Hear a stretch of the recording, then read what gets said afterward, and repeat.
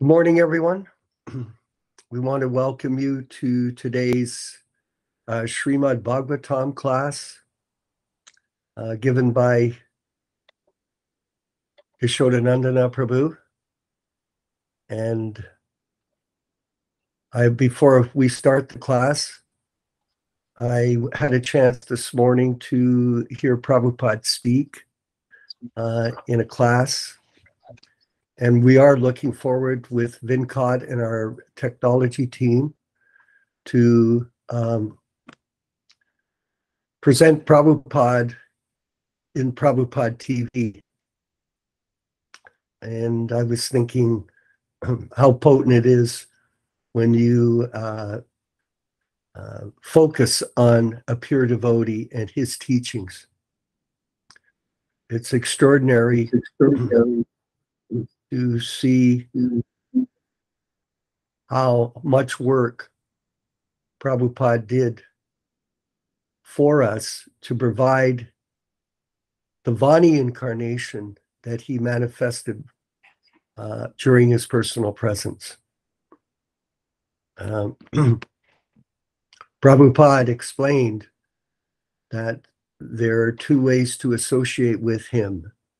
One is through Vapu, which is the personal association, physical association of the pure devotee. And the other is Vani, through his sound incarnation.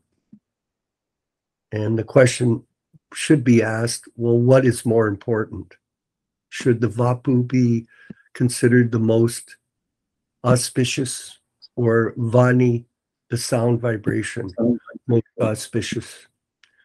And Prabhupada answered by saying, the most important thing is the Vani incarnation that I've manifested for you. For one reason, Vapu is a very dangerous platform to associate with when you're dealing with the pure devotee. Because of familiarity. It's stated, and we are all aware of this, familiarity breeds contempt. So people that were associating with Prabhupada personally were in a very fragile position. And so even in my own life, when I had a chance to associate with Prabhupada, I preferred to serve him in separation. Serve in separation. Because this demonstrates the highest understanding of Krishna consciousness. That you listen carefully to the words of the spiritual master. And then you carry out the instructions. So like, for example, all of the new people that are with us, the new Prabhupada disciples and the aspiring disciples, you have a chance to serve Prabhupada in separation like myself and Yaśoda and the other God brothers that are with us. We serve in separation. And that service is the highest level of devotional service that you can achieve. It's a very important point to understand that if you listen carefully to Prabhupada's lectures, if you listen to his books, if you read them carefully, study them, and as I've been referring to this letter here, which is so profound, to one devotee that we got initiated in Toronto. Prabhupada wrote to him on September 1st, 1975. My advice to you is to go on chanting Hare Krishna and read my books very carefully. And Prabhupada further states, you should memorize my books and repeat what I say. In that way, you will become a perfect preacher and be pleasing to Sri Chaitanya Mahaprabhu and my spiritual master, who wanted this movement spread in the Western countries. It is due only to the cooperation of you boys and girls in the West that I'm making any progress at all. So kindly go on assisting me in this way. And Prabhupada says here, I shall pray to Krishna for your ever advancing in Krishna consciousness. This is the essence of truth for all of us. It's an art. Prabhupada spoke precisely on the absolute truth, on Krishna, and the understanding of our relationship with Krishna, because he created a window of opportunity for us that can never be duplicated in the history of the world. And very fortunately, we are extremely fortunate, all of us, to live in this time when we had, or still do have, either the personal association of Prabhupada, which was also a blessing, but even more so, the opportunity to associate with Prabhupada in the Vani incarnation. And that is the function of the Prabhupada Disciples Association. Our function is to reproduce Prabhupada for the glory of Krishna consciousness to the world, without any deviation, without any misunderstanding, without any difficulty. And so please, everyone, celebrate in your hearts today this great opportunity for all of us to take shelter of Śrīla Prabhupada's Vani incarnation as we invite our speaker, Yaśodā-nandana, to please lead us in the recitation of the Śrīmad-Bhāgavatam. Hare Krishna. Yaśodā-nandana, please. Do we have the Jaya Radha Mādhava?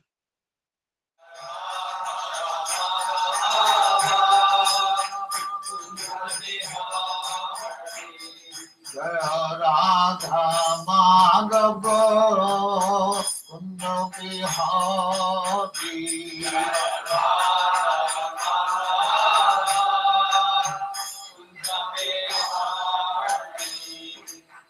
Yaśodā-nandana Dāsa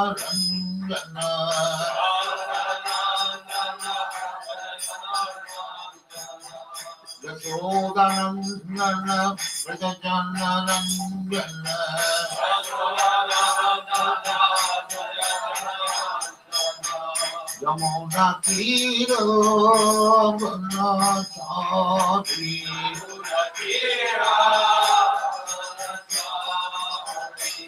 Yamuna Tira Banachari.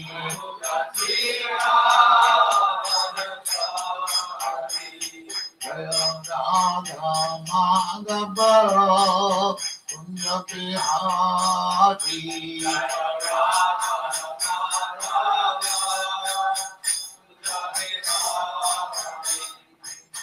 Gopijana Vallabha Girivaradhari.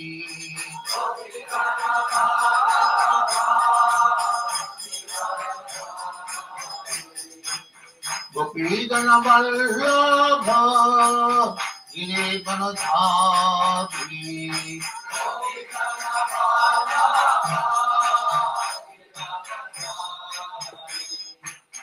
Yaśodā-nandana Dāsa.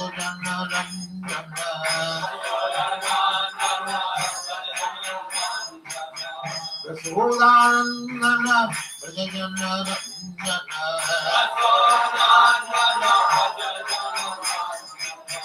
Yamuna Tiro Dhanachari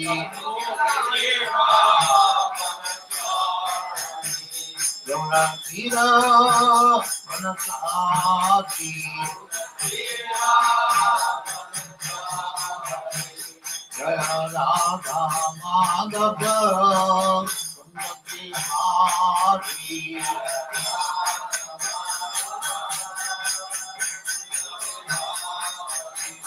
Jaya Radha Mādhava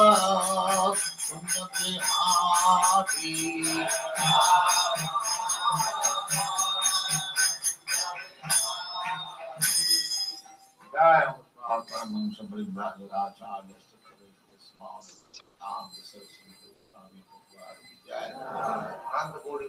Jai. Jai.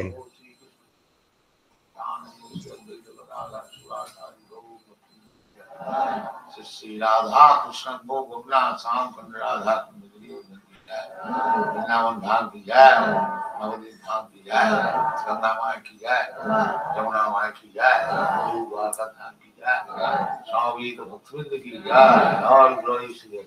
All glories to God. Thank you very much.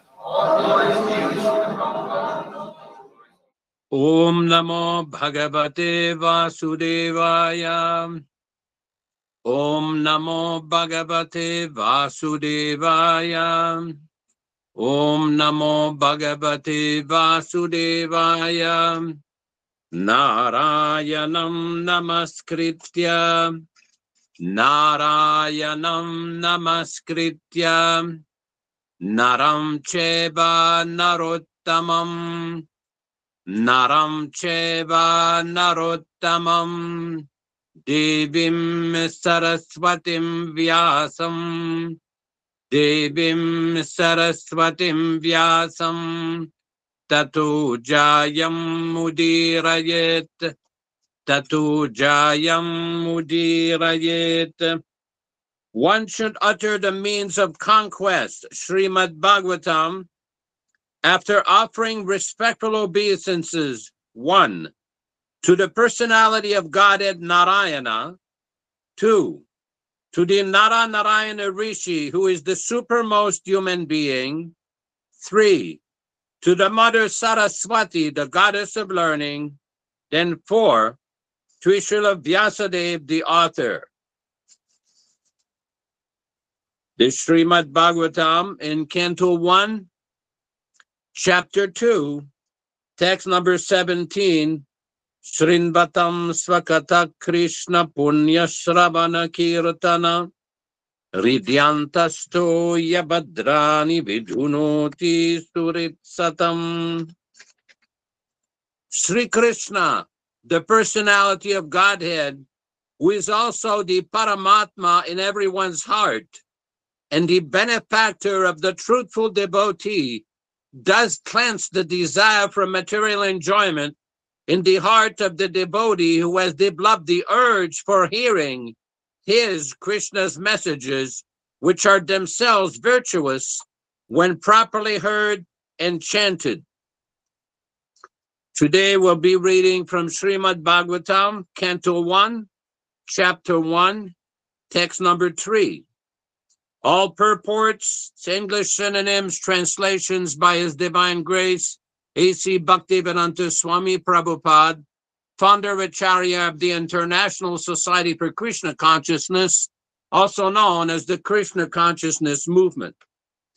Nigama kalpatarur galitam phalam shukamukadamrutam dravasam yutam pibata bhagavatam rasamalayam Muhurahurasika Bhuvi Babukaha. Nigama, the Vedic literatures. Kalpataror, the desired tree. Galitam, fully matured. Phalam, fruit. Shuka, Śrīla Shukadeva Goswami, the original speaker of Śrīmad-Bhāgavatam. Mukhad, from the lips of Amritam, nectarine, drava, easily swallowable on account of becoming semi-solid and soft. Samyutam, perfect in all respects. Pivata, do relish it. Bhagavatam, the book dealing in the science of eternal relation with the Lord. Rasam, juice, what is relishable. Alayam, until liberation or even in liberated position. Muhur, always. Aho, oh. Rasika, those who are full of humor or full in the knowledge of mellows. Bavuka, expert and thoughtful. Bhuvi, on the earth. Translation by Śrīla Prabhupāda. O the expert and thoughtful men, please know it that Śrīmad-Bhāgavatam is the mature fruit of the desire tree of Vedic literatures, and it is emanated from the lips of Sri Shukadeva Goswami. For this, the nectarine fruit has become more tasteful, although it is already readily swallowable nectarine juice, which is relished by all up to those who are already liberated souls. Purport by His Divine Grace. In the two previous shlokas, it has been definitely proved that Śrīmad-Bhāgavatam is the sublime literature about all other Vedic scriptures because it is transcendental to all prescribed mundane activities and superior to all mundane knowledge. In this shloka, it is stressed herewith that Śrīmad-Bhāgavatam is not only superior in terms of its text, but it is the ripened fruit of all Vedic literatures. In other words, it is the cream of all Vedic knowledge also. In considering all these important points, patient hearing and submissive oral reception of the transcendental message of the great literature is definitely essential. With great respect and attention, one should receive the message and lessons imparted by the Śrīmad-Bhāgavatam. The Vedas are compared with the desire tree because they contain all things knowable by the human being, both for mundane necessities as well as spiritual realization. The Vedas contain regulated principles of knowledge covering social, political, religious, economical, military, medical, chemical, physical, metaphysical, and all that may be necessary for the proper upkeep of the body and the soul together. And above all, there is specific direction for spiritual realization also. Regulated knowledge means to raise the living entity gradually to the spiritual plane, and the highest spiritual realization is to know the personality of Godhead as the reservoir of all mellows, rasas. Every living being beginning from Brahma, the firstborn living being within this material world, down to the insignificant ant, are all after relishing some sorts of mellows derived from sense perceptions. These sensual pleasures derived from another object is technically called a rasa. Such rasas are of different varieties. In the revealed scriptures, such varieties of rasas are calculated to be 12 in all. They are as follow. 1. Raudra, anger. 2. Adbhuta, wonderful. 3. Shringar, conjugal. 4. Hasya, comic. 5. Vira, chivalrous. 6. Daya, mercy. 7. Dasya, servitorship. 8. Sakya, fraternity. 9. Bhayanaka, ghastly. 10. Vivatsa, shocking. 11. Shanta, neutral. 12. Vatsalya, parental. Sum total of all these rasas is called affection of love. Primarily, such signs of love are manifested in adoration, service, friendship, paternal affection, and conjugal love. And indirectly, in the absence of the aforementioned 5 stages of manifestations of love, there is anger, wonder, comedy, chivalry, fear, shock, etc. For example, when a man is in love with a woman, call it the rasa of conjugal love. But when such loving affairs are disturbed some way or other, the same loving affairs are disturbed some way or other. The same loving affairs are displayed in a different way, maybe wonderful, anger, shocking, or even ghastly. Sometimes it so happens that love affairs of 2 persons are culminated in ghastly scene by commitment of murder or similar other shocking and wonderful things. The peculiarity of such display of different rasas are exhibited between man to man, animal to animal, and so on. There is no possibility of such exchange of rasas between man to animal or between man to other species of living beings within this material world. The rasas are exchanged between similar class of entities. But so far the spirit soul is concerned, qualitatively they are one with the spiritual quality of the Supreme Lord. Therefore, originally the rasas are exchanged between the spiritual living being with the spiritual whole, the Supreme Personality of Godhead.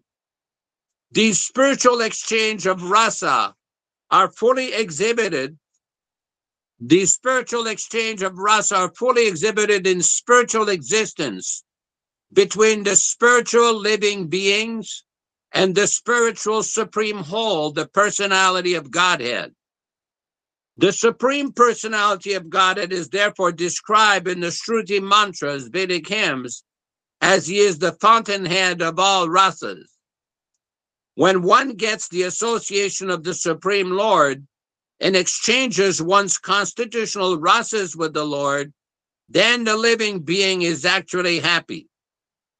These Shruti mantras indicate that every living being, as his constitutional position, endowed with a particular type of rasa to be exchanged with the personality of Godhead, and in a liberated condition, only such primary rasas are experienced in fullness. In the material existence, such rasas are experienced in a perverted form by temporary manifestations. And as such, the rasas in the material world are exhibited in the form of raudra, anger, etc. One who attains therefore full knowledge of these different rasas, which are the basic principles of living activities, one can know the false representation of the original rasas reflected in the material world. Such learned scholar therefore seeks to relish the real rasa in the spiritual form, and beginning of such spiritual form of relishing rasa is the desire to become one with the Supreme.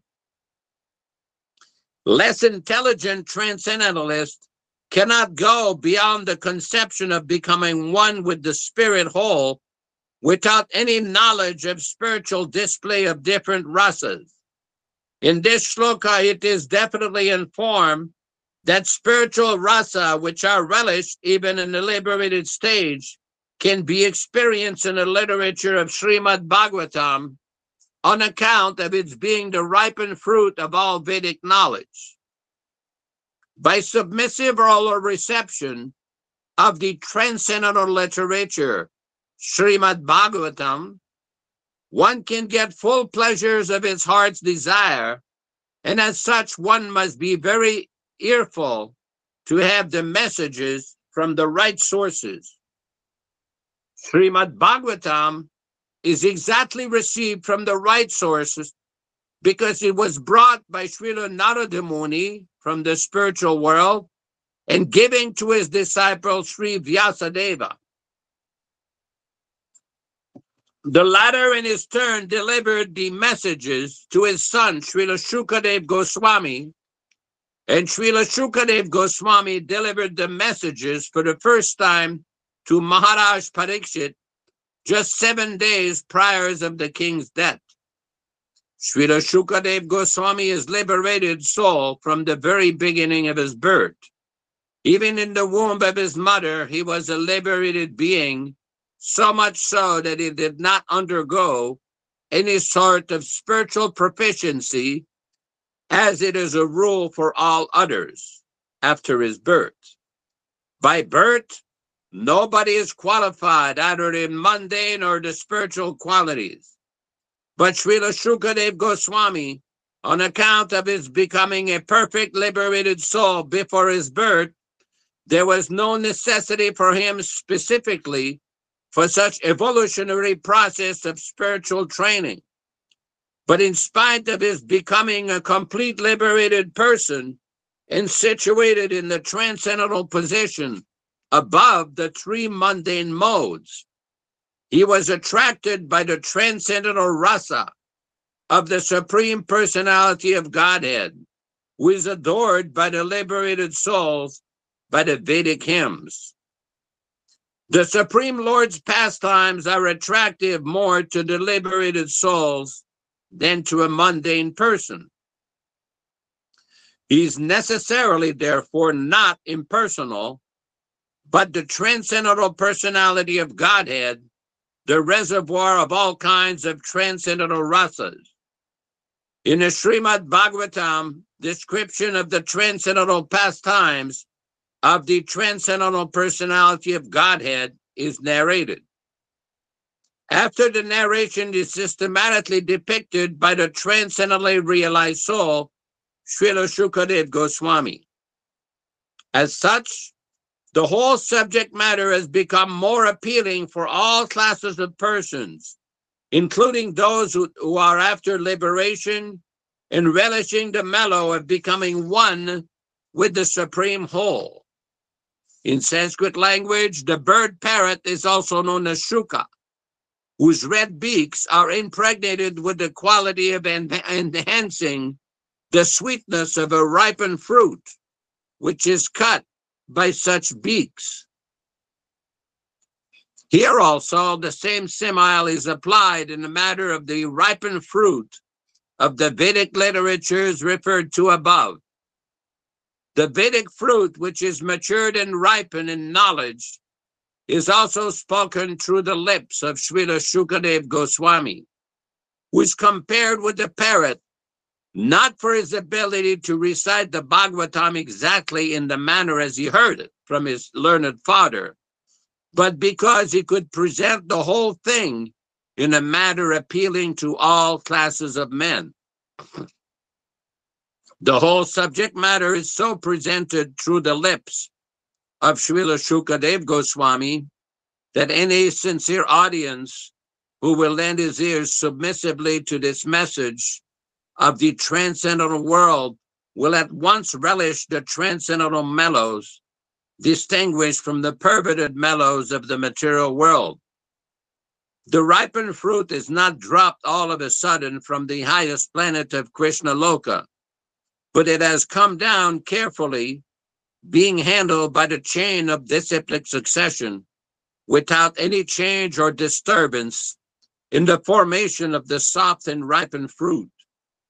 Foolish people who do not come in a chain of such transcendental disciplic succession commit great blunder by trying to understand the highest transcendental rasa known by the name transcendental rasa dance quickly without following the footprints of Shukadeva Goswami, who presents the fruit very carefully by stages of transcendental realization.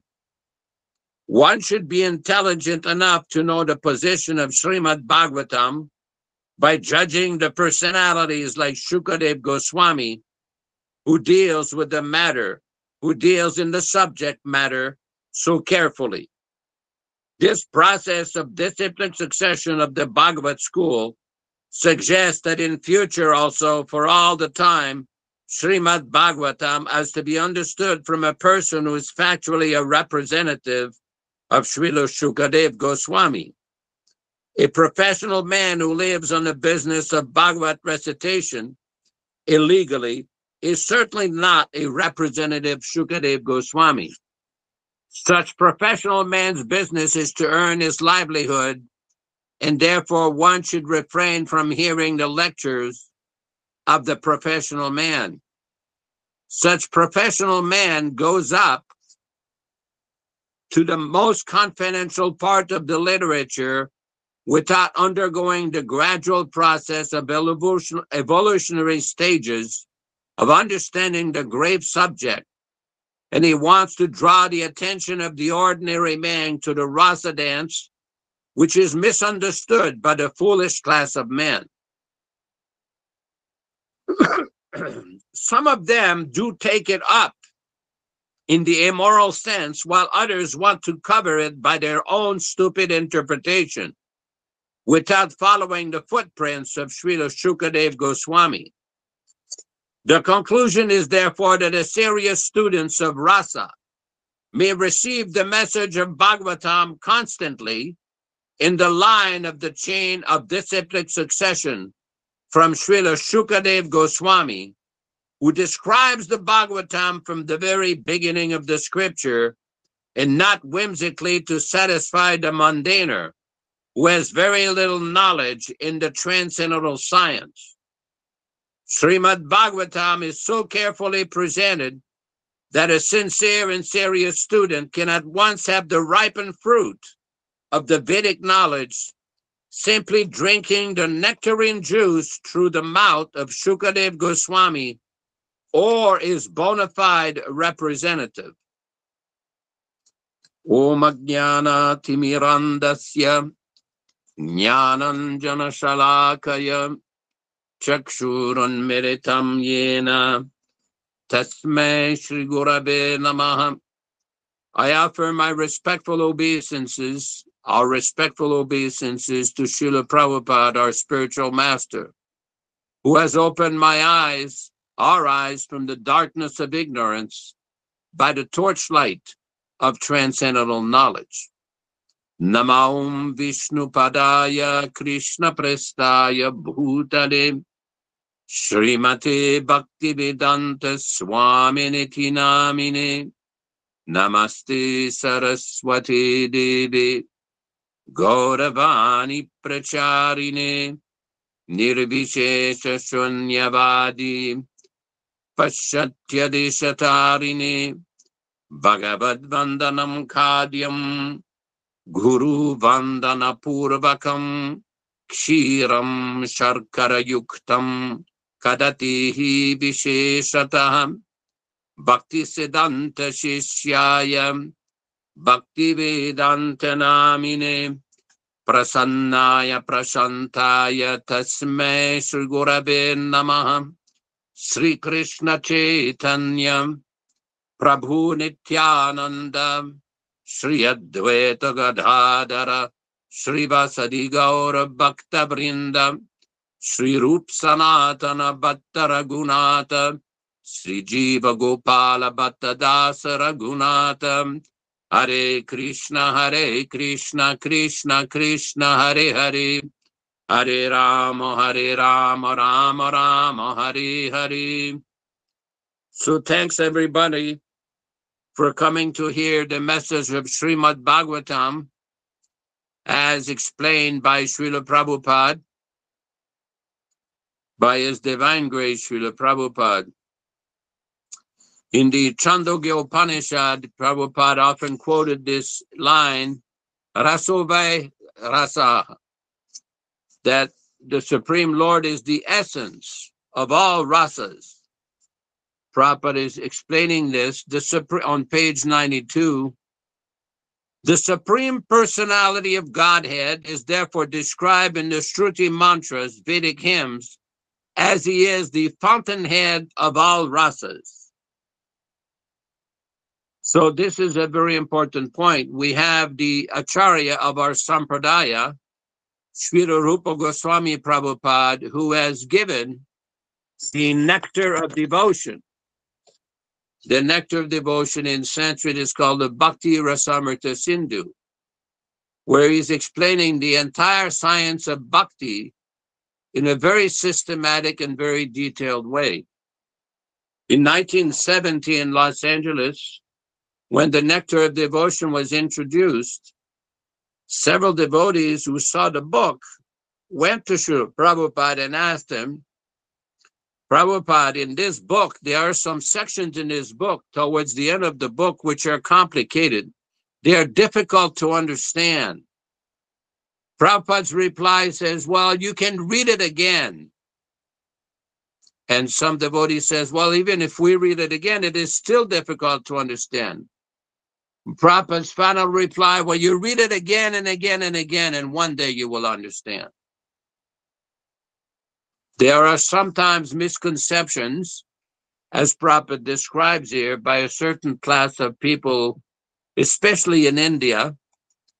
They perform this, what is called Bhagavat Saptaha, or recitation of the Śrīmad-Bhāgavatam in 7 days. Now, Shukadeva Goswami recited the Śrīmad-Bhāgavatam to Maharaj Yudhishthira in 7 days. So they recite the text of the Śrīmad-Bhāgavatam. Within 7 days, they recite the Sanskrit. The problem with that is this is not the recommended practice by the Acharyas. Prabhupada has often described how the recommended practice is to systematically go through all the cantos of the Śrīmad-Bhāgavatam before one attempts to read what's called the Rasa Panchadhyayi, the 5 chapter describing the Rasa Lila and the intimate exchanges of Lord Krishna, the personality of Godhead, with the gopis. This is not a subject matter for neophytes. There was one letter that was written by His Divine Grace with regards to the Rasa Lila, where Prabhupada describes there is no need to describe this Rasa Lila in the Back to Godhead magazine. We often see a certain class of devotees who try to jump to the intimate pastimes, to the intimate affairs of Radha and Krishna. Devotees who think themselves very advanced without following the proper process. We have seen in the history of this movement certain attempts by attempts plural, by neophyte devotees to form what was often called Gopi Baba clubs. We saw this in 1990 with certain advisor from Mathura, India, along with certain other leaders in the movement, who had some intimate secret discussions, reading some books by Radhakund Babaji's, reading certain intimate pastimes of Krishna. And this caused considerable disturbance in the society. The problem with that approach is this was not recommended by Acharya Śrīla Prabhupada. Now, the argument may be made, well, Prabhupada gave the Krishna book. There's all kinds of intimate descriptions there. Yes, he gave that. But there are proper explanation there. When we carefully read the Krishna book, there are detailed, systematic explanation by the Acharya how to understand these pastimes, how to understand these intimate pastimes. It should be noted that every time devotees ask Śrīla Prabhupada,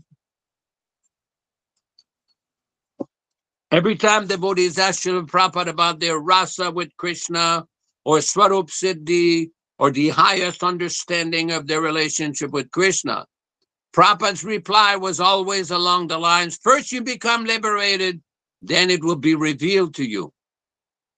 But some devotees want to artificially jump to these pastimes, and it creates a disturbance. It creates a disturbance in their own mind. It creates a disturbance with other devotees. And Prabhupada one time said, if this is allowed to go, then the preaching will diminish and stop. Prabhupada had a very specific method of preaching Krishna consciousness, which became very successful. Now, following his departure, there have been many other individuals, various advisors, who have held different approaches, who are teaching very different methods. But the result of that is that the actual preaching of Krishna consciousness decreases, as predicted by Śrīla Prabhupāda. When we study Śrīla Prabhupāda's letters to his various disciples, particularly his leading senior disciples, incidentally, as a voir dire, it's very interesting, this term, senior disciples.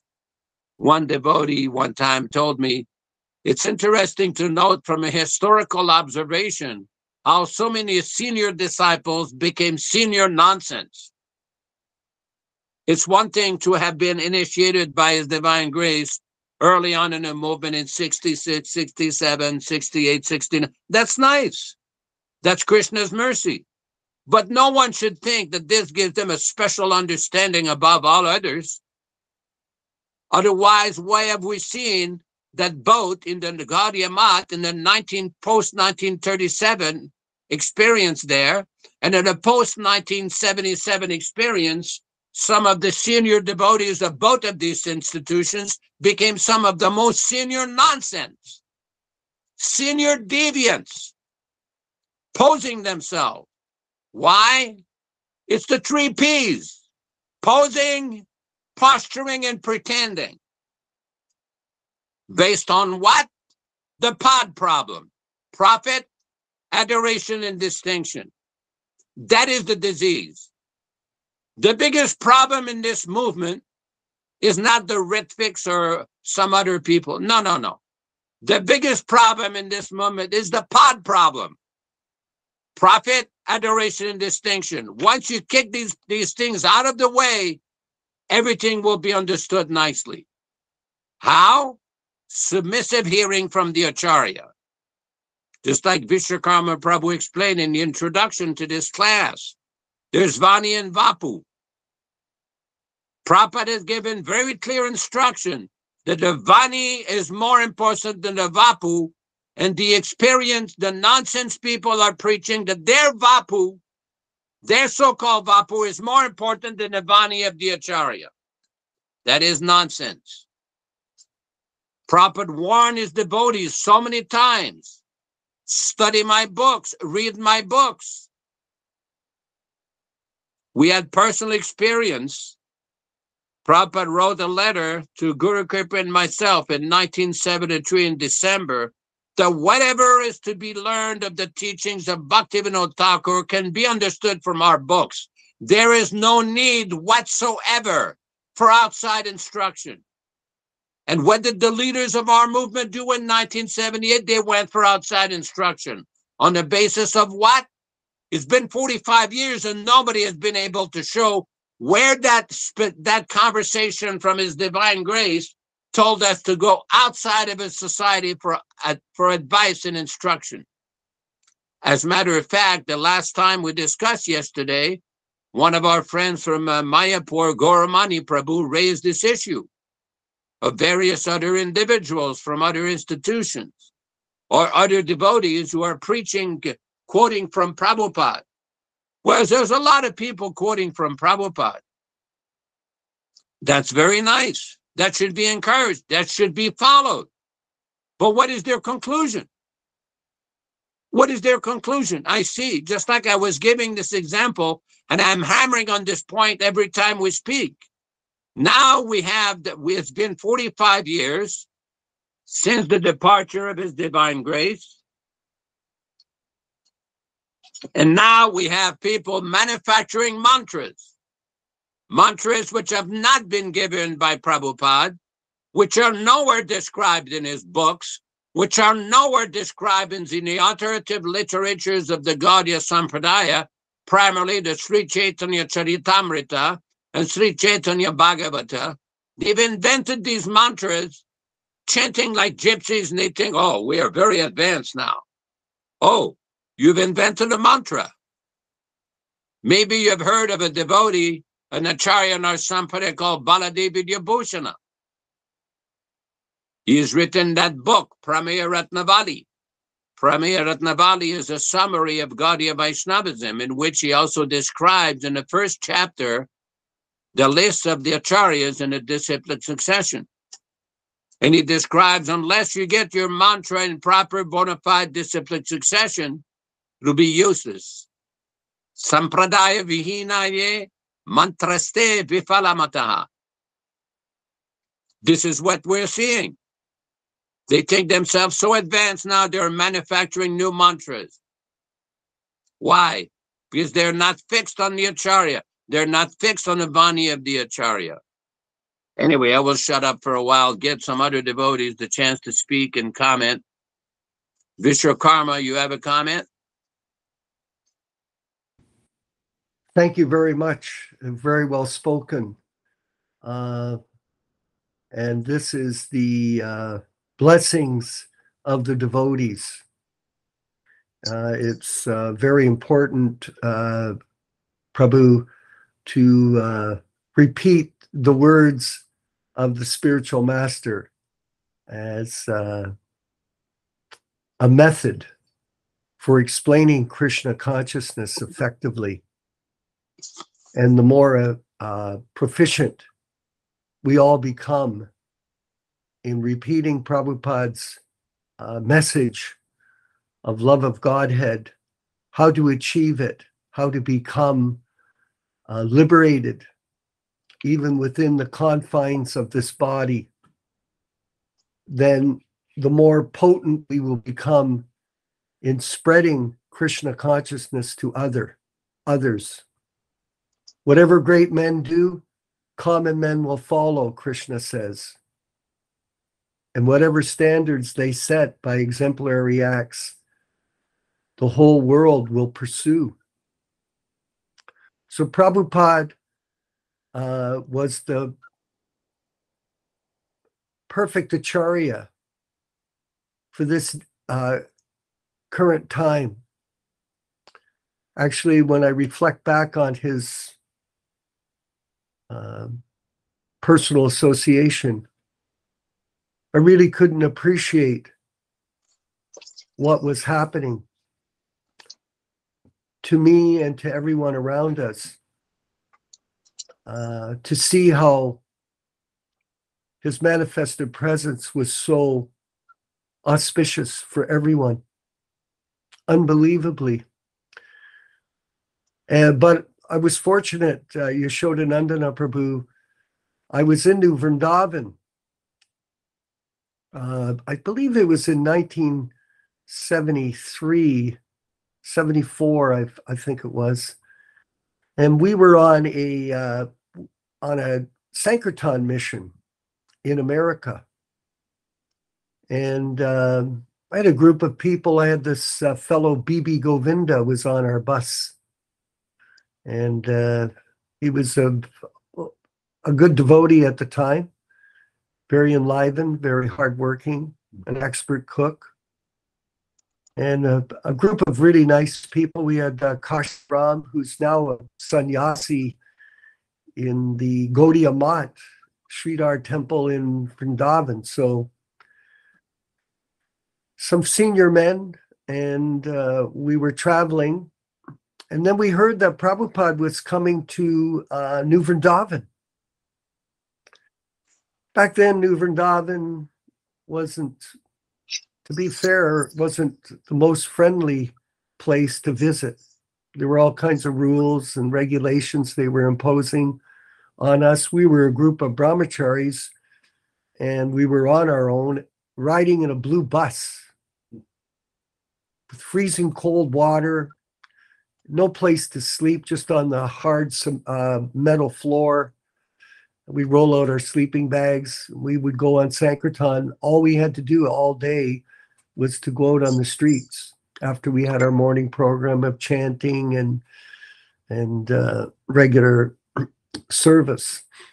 So we got to New Vrindavan, And Prabhupada was in the temple room. And back then, there were so many people that came from all around that area, from Pittsburgh, from Cleveland, from Detroit, from New York.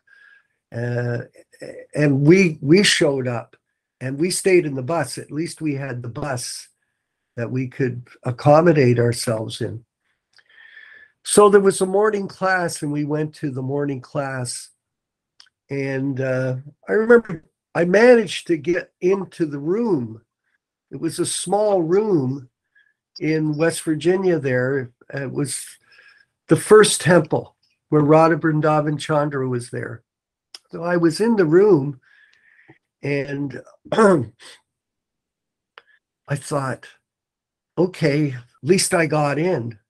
Then Prabhupada came in to the room to give the class. And so everybody was crammed up tight, like this, like we were like sardines in a can. Oh, and I thought, okay. And I wasn't really conscious of where I was. I guess I was near it. As it turns out, I was right near the Vyasa-san. And actually the altar, I think it was up by the altar, I should say.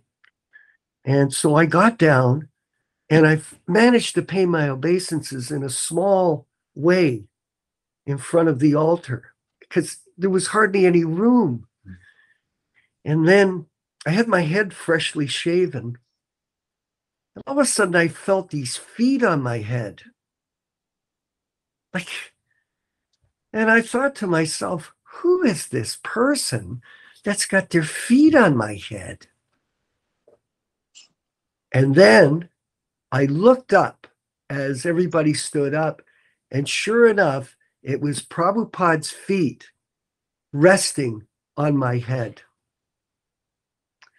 The lotus feet of the spiritual master are the only way that you can achieve pure devotional service. I bow down to his lotus feet with great awe and reverence. So the point that we're making is that Prabhupada's mercy is present in his transcendental literature. And if one wants to become a liberated person, free from the contamination of the modes of material nature, Sattva gun, Raja gun, Tama gun, if they want to transcend this material world and enter into the spiritual world, even while they're in this body, it's called Jivan Mukta. Jivan Mukta, liberated while you're in this body. Remember, everyone, we're not the body. We're not the body. The spirit soul is not slain when the body is slain. The spirit soul lives on eternally, Satchidananda. And that eternal presence can be experienced in the association of the pure devotee, in the association of the Shastra, and in association with the sadhu. Guru, Shastra, sadhu.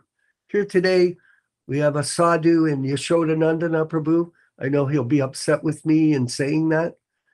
But at the same time, the truth is the truth. Our group is devoted to Śrīla Prabhupāda because he, of all persons, is delivering the pure message of Krishna consciousness for all of our benefit and for the benefit of those people that can also get the association of the members of this group. This is called proliferation. You proliferate an idea one by one, by one, by one, by one, by one. One person after another person, after another person, after another person. You deliver the network of the holy name to everyone. This is our business. Our business is to be focused, Vinkat. Focused on the mission I'm just going to finish up by saying it. There's a lot of disturbance going on in other situations in the material world, whether it's political, whether it's economic, whether it's spiritual. There's a lot of confusion in the modern society. Actually, it's no different for me personally to see this confusion now as compared to when I first joined the mission 53 years ago. Back then, we had the Vietnam War. It was pathetic. We had all kinds of struggle. In the 70s, there was a gasoline shortage. Can you imagine? The people had lineups trying to get gas. Some people were even killed because they were afraid they couldn't get gas, and the people were so violent. What's the difference from then and now? It's just got worse. The society is deteriorating. It's falling apart right in front of our eyes. I was just listening to a lecture from Prabhupada this morning. He's saying all these churches, Prabhupada blessed me by buying one of the biggest churches in Toronto, in Canada, for his glorification and the glorification of our deities, Radha, Kirchor, Gopinath. But there are all kinds of churches, thousands of churches, and they're empty. Why are they empty? Because no one is interested in God consciousness in the modern times here. This society is deteriorating. It's falling apart in front of your eyes, Ram Raghava. It is in America. The whole system of government is deteriorating because of lies. War is going on in Europe. It's disgusting. The killing of human beings. For what reason? For borders, for money, for political power. This society is falling apart in front of our eyes. And we are blessed, everyone, to have the association of Guru, Shastra, and Sadhu. The people that are fixed on the mission of Lord Chaitanya as given by the instructions of our spiritual master, A.C. Bhaktivedanta Swami. So this is a glory. Let's look at our life as a glorious opportunity now to become Krishna conscious and to help others become Krishna conscious. I'll finish by saying this. Prabhupada was mentioning in the lecture this morning, he goes, don't try to see Krishna. Like these people, they want to enjoy Krishna's pastimes. They want, as Yasoda-nanda so nicely explained here this morning, the rasa, and want to enter into the rasa lila. No, don't try to see Krishna, but try to perform service in such a way that Krishna, Vinkat, will want to see you.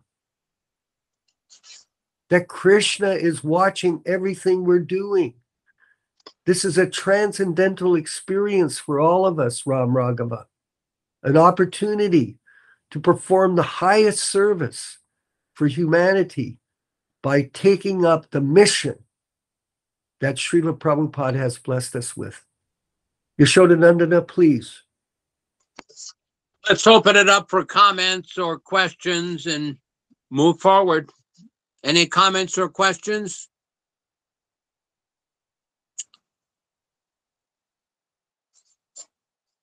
Yes, Prabhu, go ahead. Dr. Robin, go ahead. Hare Krishna, please accept my humble obeisances. All glories to Śrīla Prabhupada. Thank you for the nice lecture. Unfortunately, this question is not related. It's more of a technical question. I tried to ask this question already to Viśvakarmā Prabhu on WhatsApp, but I didn't get a reply. That's why I have to bring it up again. And it is, which location what was used in the Panchangam to calculate the Vaishnava holidays during Prabhupada's time? Was it the Mayapur or was it the local time? I have a statement only from a German Prabhupada disciple. He said in Germany they use the Mayapur time. So I would be interested to know what did they use in Canada and America. Thank you. During Prabhupada's manifested presence, everybody used one calendar, although it may not be astrologically the most precise. That's how it was during his manifested presence. This was done on the basis of the Mayapur calendar once a year. Now, the problem with the modern calculations, I've heard that in some jurisdictions, people come up with different dates on the basis of different panchangas. I personally follow the Mayapur calendar, whatever it may be. I know, for example, in America, the Ramanujas have a mat called the Haubilam mat, which is a mat which is fully dedicated to the worship of Narasimhadev. And they have some pretty expert astrologers in their sampradaya, and they follow the local time. In America, the Mādhavas also have a mat called the Puttige mat from Udupi, and they have their own calendar, and they follow the local time. They have their own calculation. Now, ISKCON have got their own astrologers or whatever level. I'm not in a position to pass a comment or criticize any of their idea. But just to summarize this, Prabhupada basically had given instruction, especially for the Ekadasis, that it should be calculated according to expert astrologers. But during his presence, we only followed one calendar, the Mayapur calendar. So I hope it helps with your question. Yes, Prabhu, it clarified some things. Thank you very much, but it didn't ultimately resolve the issues. So now we have this technological advancement with software and apps. So basically now it's, you know, super simple to calculate the local time. So, you know, you gave the example of other sampradayas. That was very interesting. Thank you for this input. But, you know, ultimately, I guess we can't, this is unresolvable then. Thank you very much. Back to Ulysses. You had a point. You raised your hand. Hare Krishna, sorry. Please accept my humble obeisances. Glories to Prabhupada. I just want to add a little bit to Bhakta Robin's question, that in Hari Bhakti Vilas, the scripture by Sanatan Goswami, he gives more details about the Ekadashi calculations and like that. There's a very interesting point that it mentions that if one fasts on the wrong Ekadashi when it's mixed with the previous day, that the actual result is poisonous, that it actually nourishes the demons. So that one has to be very careful to fast on the appropriate day. So that is important to add. Thank you. Thank you. Any other comments or remarks? Yes. Ram Raghava, I've not heard from you for some time. Hare Krishna. Hare Do you have Krishna. any comments, Prabhu? No, not at this time.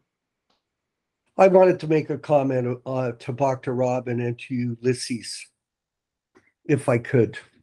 Prabhus, you know, the following of Ekadasi is important, but I think the subject matter we're dealing with, Dr. Robin, is much more serious than that.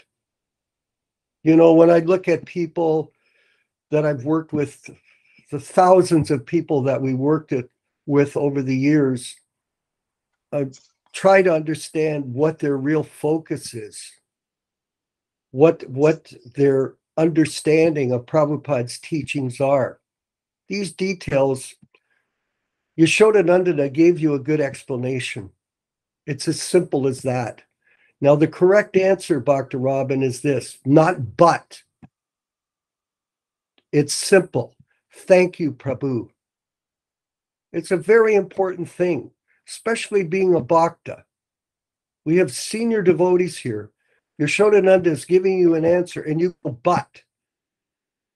This is a mistake. Try to understand. Listen. This is the main problem of this society, that nobody accepts other people. They go to all these things. I read this. And another thing is, Prabhupada said specifically, my books, Nectar of Devotion, Śrīmad-Bhāgavatam, Bhagavad Gita, Chaitanya Charitamrita. So our classes are specifically on that. I've run lots of Bhakti programs in my life, lots of them.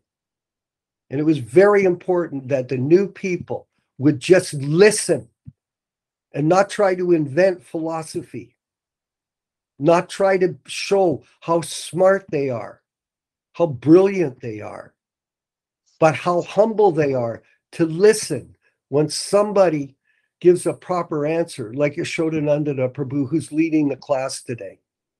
So I'm sorry to bring this up, but I think it's very important that we all are on the same page here. This isn't a group where we're looking for other people to come in and say, well, I learned this, I learned that, I think this, I think that, but be on the same page of hearing and chanting. Yaśodā-nandana Prabhu, please. One point about the Hare Bhaktivedanta, when you deal with these issues, the best way to approach this, in my insignificant observation, is to go to Prabhupada's teachings and look at all the quotes with regards to Ekadasi first. When you go beyond Śrīla Prabhupada to these various translations of Hare Bhaktivedanta, then I don't know what you're getting. In other words, Prabhupada has given us the essence of all these different scriptures, and he refers to Ekadasi following many places, especially in the Chaitanya Charitamrita. So that is the best practice. Just like I see a lot of different devotees discussing the point about Varnashram. Now, it's a beautiful discussion because Prabhupada wanted that. And I alluded yesterday to a compilation that was done by a devotee in Australia. I think this devotee was Gopinath-Acharya. And he compiled all of Śrīla Prabhupada's statements in 3 volumes. It's about 4 inches thick. All the conversations, everything from the book, the conversations, the letters, the discussions, everything. Every single statement Prabhupada made about Varnashram and related topics. So this is the proper way to ascertain the conclusive understanding before going to other books or other advisors occasionally, as people do. So this is just my humble idea of the best way to proceed. Yes, Bhakta Ulysses, your hand is up. Hare Krishna. I have a question regarding the topic of reading Śrīmad-Bhāgavatam in an assembly. Like sometimes I like reading several verses at a time, skipping the purport because there's a particular pastime or something narrated. But I don't see Prabhupada doing that, or yourself, you go one verse at a time. So is that offensive? I'm not quite sure I understand your question. Yeah, like I read several verses without purport for the purpose of understanding the pastime or narrating the pastime, rather than going one verse, the purport, and spending 20 minutes on that, and then the next verse, like that.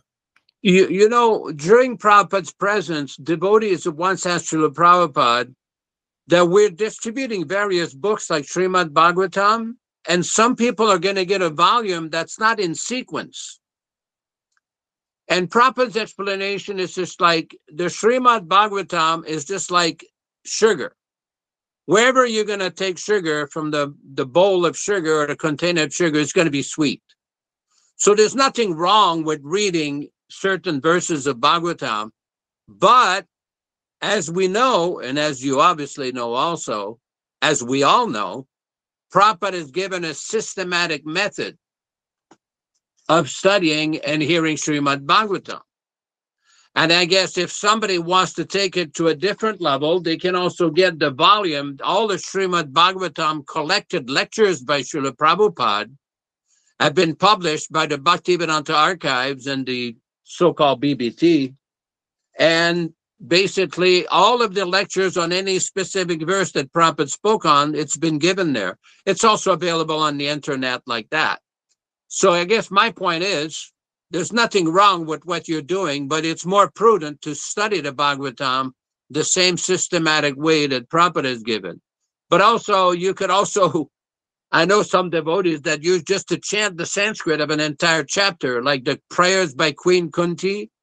Prabhupada one time told me in 1977, whenever there's any distress or disturbance or problem, just chant the Sanskrit verses of Queen Kunti and the problems will go away. I said, oh, this is from the first canto, Namasi Purusham Tvadyam. There's tremendous transcendental truths there. So Prabhupada has given many instructions. But in general, this is a very good question, by the way, very good question. Prabhupada has given the best way is to study the way that he is recommended, systematically with the verse, the word for word, the purports, and everything. Yes, Viśvakarmā Prabhu. Hare Krishna. Thank you for that question, Ulysses. I wanted to give you some advice, which I follow myself. I advise myself. We are should be very, very careful in following this process of Krishna consciousness. So the way that we taught the people that joined the mission back in the 70s, and the way that we are continuing to teach people presently is to carefully study the purports of Śrīla Prabhupada as the essence of the presentation of Krishna consciousness. So Prabhupada, his purports really illuminate the philosophy for us, because who are we? How much do we actually know about Krishna consciousness? We're born in the Western world here, or in the European country. So our background is not a background of Krishna consciousness. It's a background of mundane life. And Prabhupada has blessed us with these transcendental insights.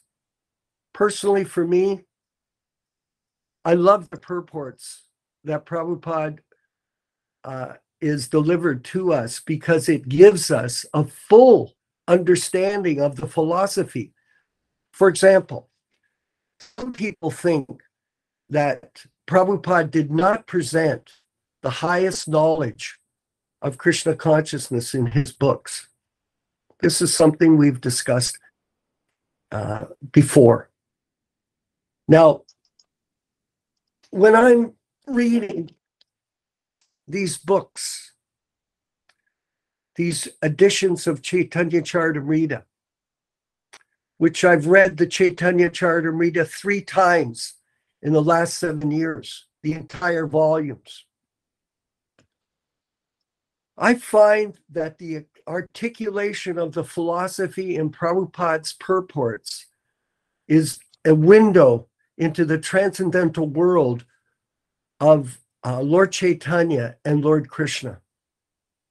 So anyone that minimizes these purports needs to learn that this is their own defect and not anybody else's defect, but theirs personally.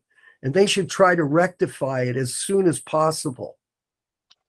This type of question, not very attractive to me.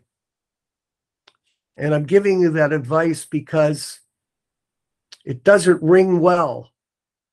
It rings of mental speculation. Just understand that the secret of this process is to associate with the pure devotee in his transcendental purports. Yaśodā, please. Well, this is the point. Why are we reading Śrīmad-Bhāgavatam? Why are we studying Prabhupada's books? To deepen our understanding of spiritual life, to deepen our understanding of the transcendental topics by hearing from the Acharya. You see, previously in India, from a historical perspective, people live in the little villages. They would approach the local guru.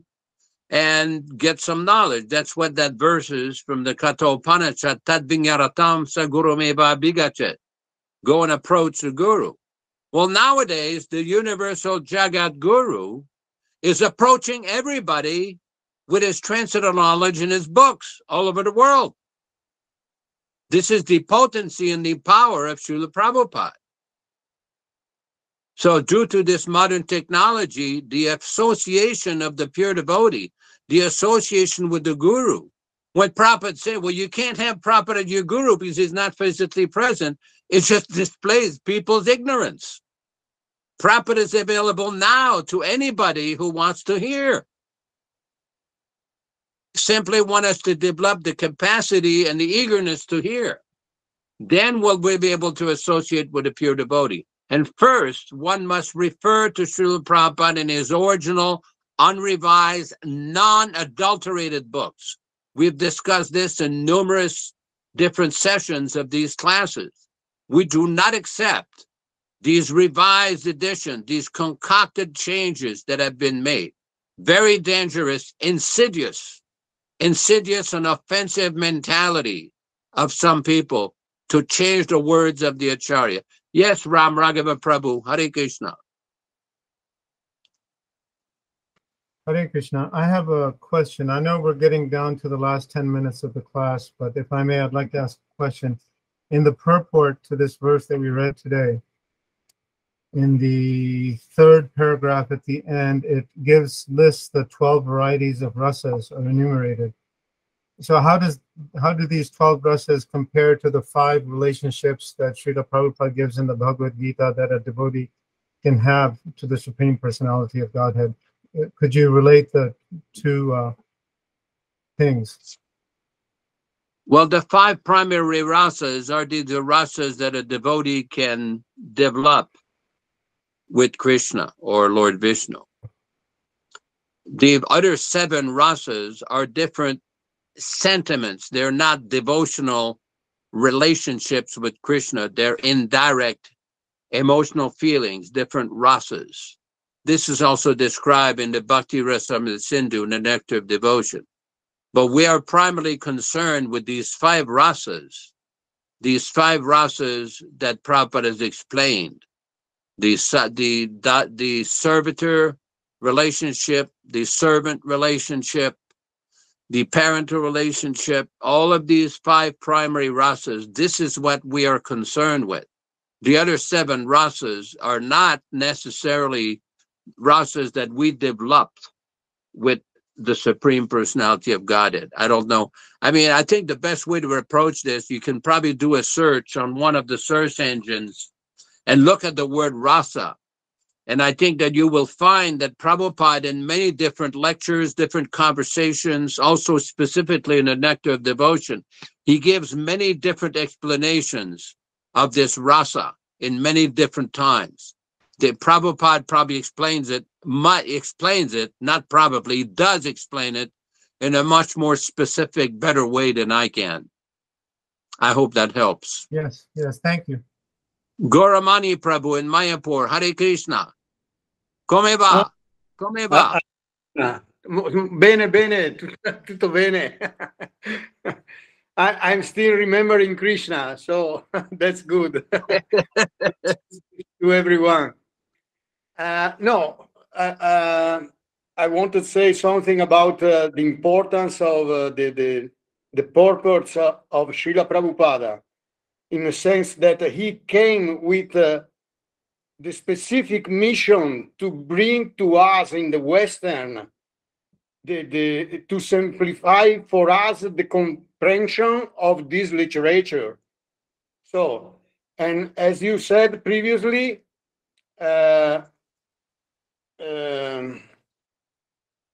just a moment, I lost the point. Yes, but anyway, it's really important. Oh, yes, because you said that Prabhupada wanted we read his books in a way and memorizing it then, so that we can be good preachers. That is another important point, I think. So to read the purport the purports of Śrīla Prabhupada. There's a story that Prabhupada, that Sudama Maharaj was a disciple of Śrīla Prabhupada who went to Japan to open the movement. He once went to Śrīla Prabhupada and asked him, he says, Prabhupada, I don't know many Sanskrit verses or Bengali verses, like many of your other disciples, so how should I preach? So what he did is that he asked Prabhupada, what is the best way to preach? Prabhupada says, you read my books and explain the books in your own words. In other words, Prabhupada, although he told devotees sometimes to memorize his books, memorize his purports, on many other occasions, told disciples, you read the books, and then you can explain the books, articulate your conviction, your realization based on the books. So that's another way to preach. Prabhupada did not condemn this practice. I see there's another devotee who raised his hand here. I don't know the name, but whoever raised the hand, go ahead. Well, it's Bhakti Peter and there's Ulysses. So Yes. Ulysses Hare Krishna. and okay, Bhakti Peter, please. Okay, thank you. Yes, just on the change the books topic. When I was in India in 2015, the Sangha I stayed with, they were distributing hundreds and hundreds of these changed books. And I asked them, well, why are you distributing these changed books? And they were like, well, it's all we have. And I found out that there is no original Prabhupada Gita in Hindi language. So they're in India, they're distributing so many of these Prabhupada Bhagavad Gitas, but they're all Jayadvaita's version. Their original Gita does not exist in Hindi language, and I find that very bewildering. I think one word that probably most devotees on this call may agree with is very disturbing.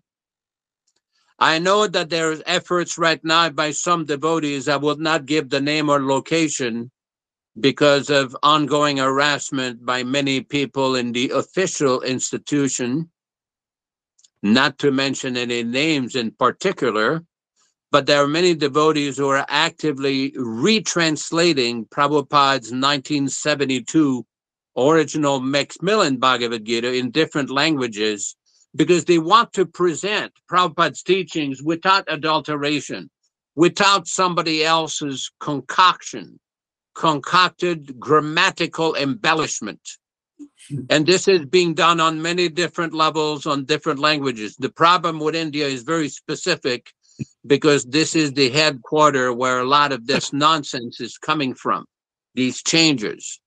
So I understand your point and it's very well taken. Yes, Dr. Ulysses, go ahead, Prabhu. Just to add to that comment, in today's verse, I compared the current Śrīmad-Bhāgavatam version, purport and like that, versus the original one. And I thought the changes were mostly on Bhagavad Gita, but actually every single sentence has a modification. So the changes are severe and they're throughout all the books. So that's pretty bad. Another thing I wanted. Good point. Another thing. Based on your comment, everybody can understand how much damage has been done to the original unrevised teachings of Śrīla Prabhupada. Because what happened during Prabhupada's manifested presence, the first 4 cantos of the Bhagavatam were re-edited every time they were being reprinted. The teachings of Lord Chaitanya, Sri Upanishad, many other texts were re-edited when they republished the Krishna book, of an example. And this is a big problem that was brought to Prabhupada's attention in 1978 during the rascal editor conversation on the 22nd of June, 1977 at the Krishna Balaram temple in Śrīla Prabhupada's garden. And Prabhupada made 2 comments. He made one comment regard that when I pointed out that the Upanishad, we had 2 or 3 different versions in the Gurukul, the Bhaktivedanta Swami Gurukul in Vrindavan. And Prabhupada made a comment, the next printing should be again the original way, but some people don't accept that. Well, if Prabhupada gives an order that the next printing of his book should be the original way. It doesn't take a PhD to figure that out. It should be the first printed edition. Now, it's especially a problem with some devotees with the first canto of Śrīmad-Bhāgavatam, because Śrīla Prabhupada gave an order to Hayagriva to edit his 1962 version.